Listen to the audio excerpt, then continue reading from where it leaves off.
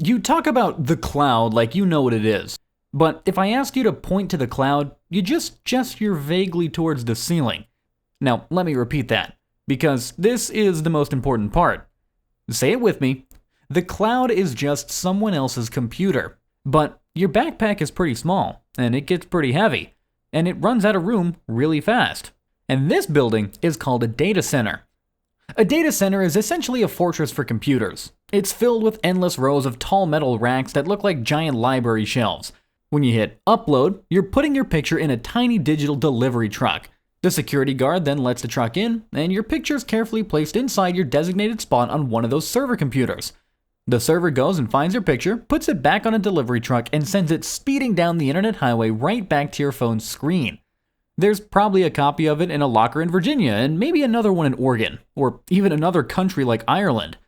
Well, some of it is free, but if you have a lot of stuff, you do have to pay a monthly fee. Your phone screams about low storage because your backpack is full, even if your locker is mostly empty. That's pretty much the whole deal.